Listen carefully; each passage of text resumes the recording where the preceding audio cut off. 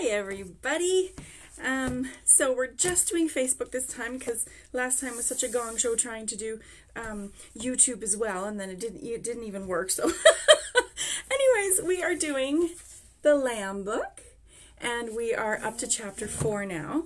So I hope that you've had a chance to read some of the other the rest of the book, or watch the rest of the book first, because this is an excellent story and it kind of goes in order. It is such a great explanation of the story that God most wants us to know from the Bible about his son Jesus and his love for everybody. I'm going to do a quick review for those of you that haven't done this before. So we're talking about the Bible, and this is the picture for you kids out there. And the Bible is God's message. It's exactly the words that he wants us to know, and it's for everybody. It's not just for smart people or old people or people who've gone to school or priests. It's for everybody. God wants everyone to understand it and be able to read his word.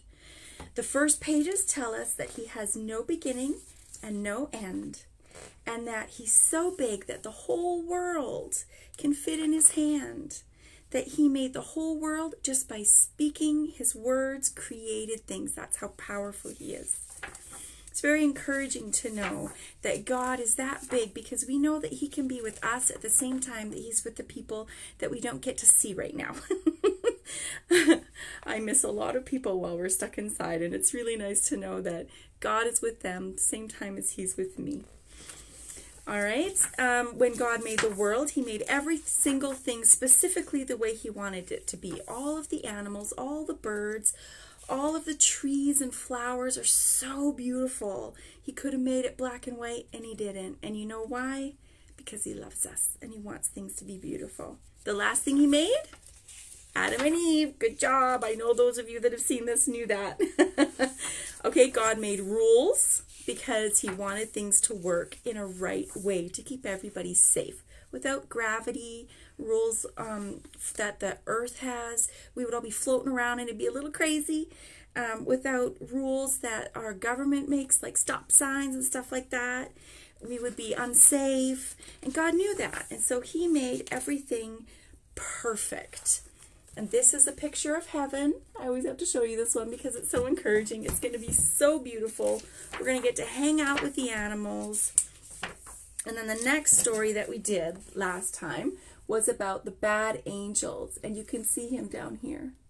And there was one bad angel that led a whole bunch of them away from God. He decided he wanted to be God.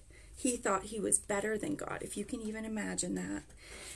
Sin always spoils things. So God had to kick him out along with all the angels that followed him. And God tells us that God wants things done in a right way, and that there is a right way and a wrong way. And the wrong way is disobedience, and it's called sin. So we are in chapter 4, and here's our picture. There we go. The sun's shining beautifully today. Let me see if I can get this on here. Yeah. Oh boy, sorry everybody. Here we go. All right.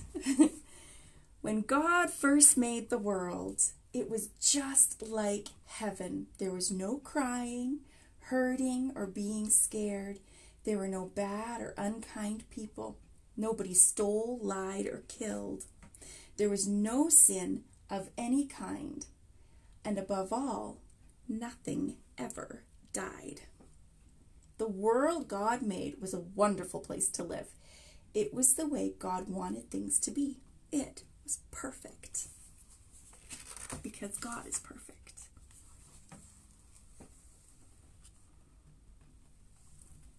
The people God created were also perfect. Only perfect people can live with a perfect God. The first man was named Adam, and his wife was called Eve. The Lord loved them and made a beautiful garden for them to enjoy. It was full of animals and birds, rivers and streams, flowers and trees. Many of the trees were loaded with tasty fruit. God allowed Adam and Eve to go anywhere they wanted and eat anything they liked, except for one thing. Only one rule. at all. One thing.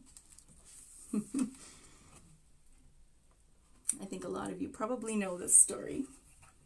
God told them not to eat from one special tree.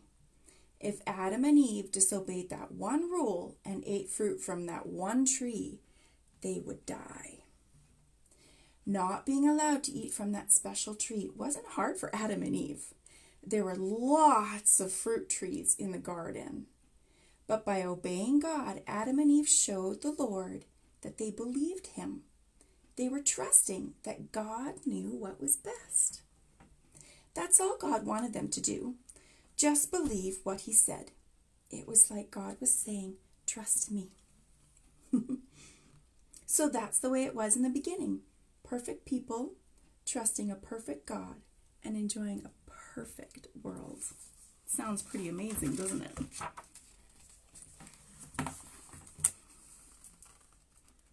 Beautiful pictures, hey? I love this book. All right.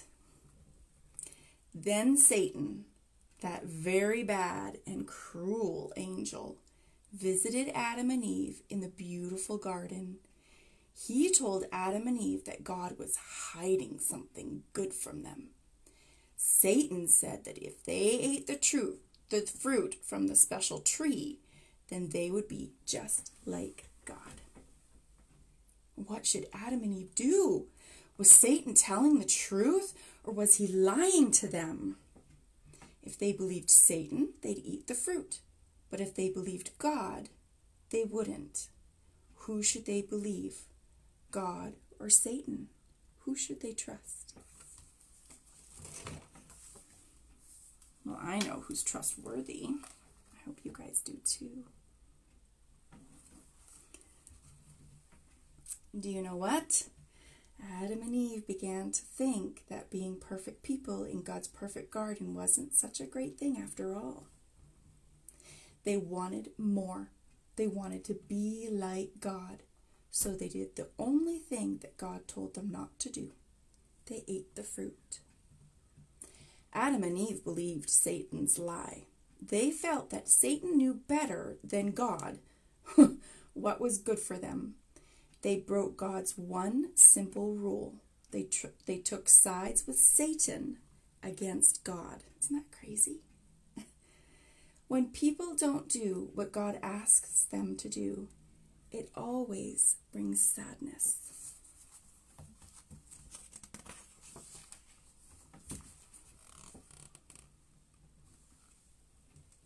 When Adam and Eve disobeyed God's one rule, the whole world changed.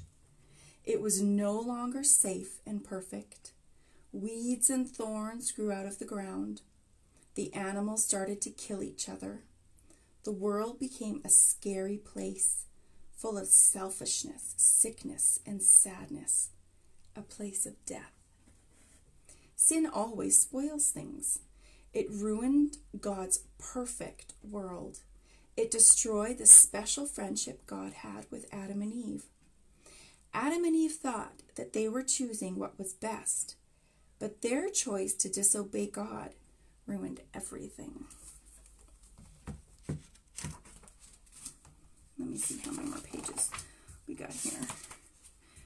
All right, you know what? I might stop halfway through here because it's getting a little bit long. And we'll finish the last half of chapter 4 next time. But be encouraged because God's plan is a good plan. And we can absolutely trust him and what he's doing in history and in the Bible and even now in our lives. So there is good news coming. There is hope for you. So hang in there and I hope to see you next time. Love you guys.